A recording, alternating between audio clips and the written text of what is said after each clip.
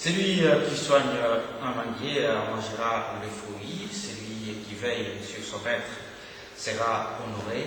On juge la qualité de l'argent à l'aide du creuset, de l'or à l'aide du fourneau, mais celle d'un homme d'après les biens que les autres disent de lui.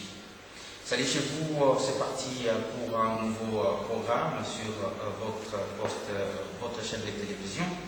Grand dossier qui prendra la direction de l'Afrique centrale, précisément de la République démocratique du Congo.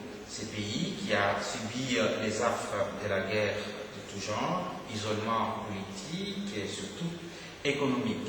Hier encore, personne ne pouvait parier à l'avantage du pays de Lumumba, de Kimbangu ou encore de Laurent Désiré Kabila. Après l'organisation des élections démocratiques dans cette partie du monde en 2006, les choses bougent. Joseph Kabila, élu président de la République, amène un nouveau vent dans l'espace congolais. Mais certains partenaires prennent le pied, d'où l'ouverture vers les pays asiatiques, principalement la Chine. Le contrat chinois devient une épine pour justifier le blocage de plusieurs programmes, à l'occurrence du Fonds monétaire international. Joseph Kabila Kabange et son gouvernement se battent nuit et jour pour démontrer qu'au Congo, l'espace peut contenir tout le monde. Nicolas Sarkozy arrive à Kinshasa et arrache un certain nombre de contrats miniers. Ça donne des idées. Il y a quelques jours, à Washington, la délégation congolaise, conduite par Athanas Matenda Diédou, ministre des Finances, vient de réussir le rapprochement avec le Fonds monétaire international. Déjà, dans quelques jours, le directeur général du Fonds monétaire international, Dominique Strauss-Kahn, sera à Kinshasa. Le dossier du jour, donc, c'est l'impact des accords entre le Fonds monétaire international et le gouvernement africain, le cas de la République démocratique du Congo. Pour nous en parler sur ce plateau du grand dossier, nous avons René Kaokula, qui est de passage à Paris, directeur des cabinets au ministère des petites et moyennes entreprises. Bonsoir. Bonsoir.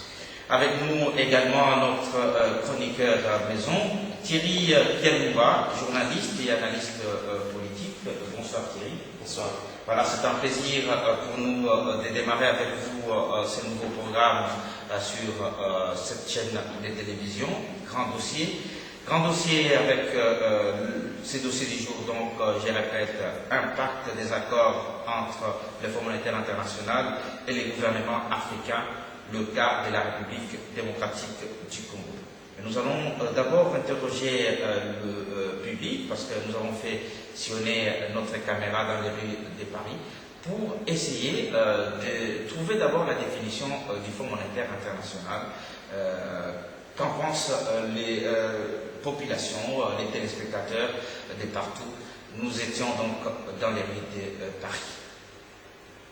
Je ne saurais pas vraiment vous dire, hein, parce que bon, je sais juste qu'eux, ils prêtent l'argent aux États, des choses comme ça. Donc voilà. Donc maintenant, on ne sait pas l'argent qu'ils prêtent. Est-ce que l'Afrique a besoin de cet argent-là? Où va l'argent, hein? Pourquoi nous sommes en France, par exemple?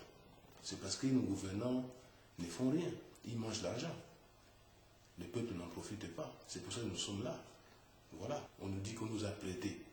Mais on nous prête l'argent depuis 30 ans, 40 ans, 50 ans. Et pour nous endetter encore plus nos pays. Ah, mais non, il faut refuser cette aide-là. Hein? Il faut que l'Afrique se développe par lui-même. Hein? C'est une institution internationale et qui chapeaute tous les financements des pays membres, voire même les pays qui ne sont pas membres.